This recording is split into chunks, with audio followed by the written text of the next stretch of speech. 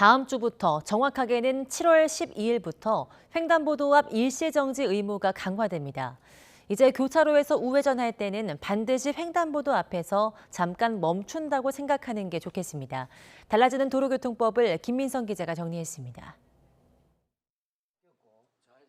횡단보도 신호등이 녹색으로 켜지고 도로를 건너는 초등학생.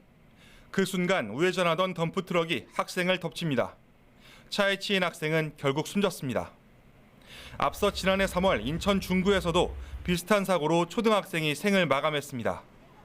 지난 2018년부터 3년 동안 우회전하는 차에 치여 횡단보도에서 숨진 사람만 94명. 이 때문에 횡단보도 앞 일시 정지 의무를 강화한 새 도로교통법이 오는 12일부터 시행됩니다. 교차로 우회전은 전방 차량 신호 색깔에 따라 크게 두 가지 방법이 있습니다. 전방 차량 신호가 적색일 때는 반드시 잠깐이라도 차를 완전히 멈춰야 합니다. 이때 보행자가 없으면 천천히 우회전할 수 있는데 대신 사고가 나면 신호 위반 책임을 져야 합니다. 전방 차량 신호가 녹색이면 보행자가 있을 땐 일시 정지, 보행자가 없으면 언제든 멈출 수 있는 느린 속도로 운행하면 됩니다. 특히 새 법에 따라 보행자가 횡단보도를 건너려고 인도에서 기다릴 때도 반드시 일시 정지해야 합니다. 경찰이 운전자 혼선을 막기 위해 일찌감치 현장 계도 활동에 나섰는데 안녕하세요. 잠깐만요. 안녕하세요. 지금처럼 보행자 불이 들어왔잖아요. 네네. 이때는 사람이 없을 때는 서행한 다음에 가도 상관없지만 저 건너편에도 사람이 있을 경우에는 빨간불이어도 멈췄다가 가시고요.